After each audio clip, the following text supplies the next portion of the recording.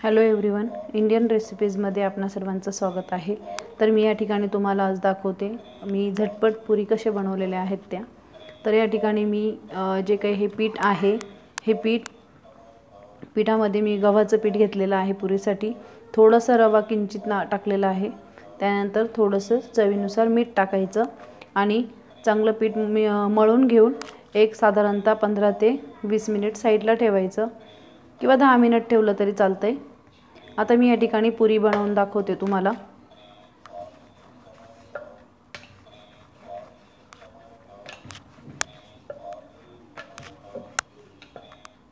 पुरी बनवताना तुम्ही डायरेक्ट मोठी पोळी पण लाटून त्याचे म्हणजे कशा झाकण किंवा काय जे काय असेल त्याच्या साहाय्याने तुम्ही कापू शकता, पण मी इथं एकच सेपरेट पुरी बनवते। थोडं साईज मोठीच घेतलेली आहे मी, कारण मला एका वेळेस एकच पुरी करायची आहे। त्यासाठी मी ऑलरेडी तुम्ही या ठिकाणी बघू शकता, मी एका कढई ठेवलेली आहे, त्याच्यात तेल ठेवलेलं आहे। ते तेल चांगलं तापवून द्यायचं आणि नंतर एकदा तापवलं की पुन्हा गॅस मीडियम याच्यावरती ठेवून आणि मग पुरी बनवलेली तुम्ही ती कढईमध्ये टाकायची।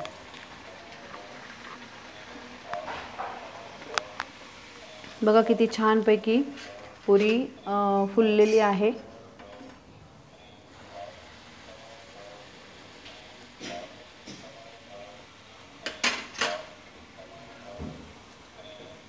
पण दुसरी पुरी करून दाखवते।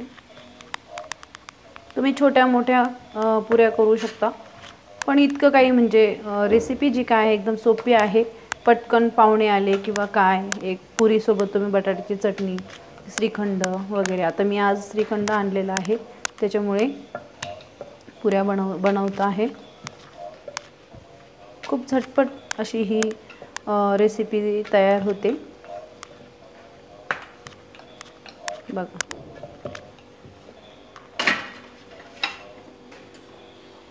एका साईडला लाटून आणि हे करायचं, चांगली हे करू द्यायची, चांगली तळू द्यायची, पूर्ण ताबडतोब नाही काढायची,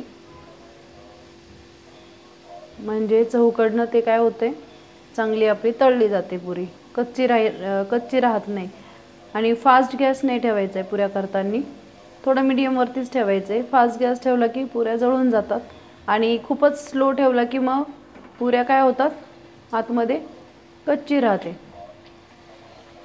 तर या ठिकाणी आपली पुरी बनवून रेडी झालेली आहे। खूप छान मोठे साईजमध्ये आणि खूप छानपैकी कुरकुरीत अशी ही पुरी लागते, कारण त्याच्यामध्ये मी थोडासा रवा मिक्स केलेला आहे। बघा अशा सर्व पुऱ्या करून घ्यायच्या।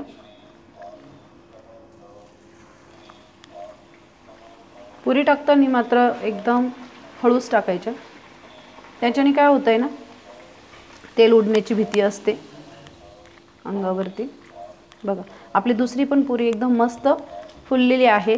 जर चांगल्या पुऱ्या फुलण्यासाठी फक्त एकच लक्षात ठेवायचं, जे काही कणिक किंवा पीठ जे काही तुम्ही मळलेलं आहे ते साईडला थोडंसं एक 10-5 मिनिट तुम्ही भिजू द्यायचं त्याला चांगलं, आणि नंतर जास्त घाई करायची नाही।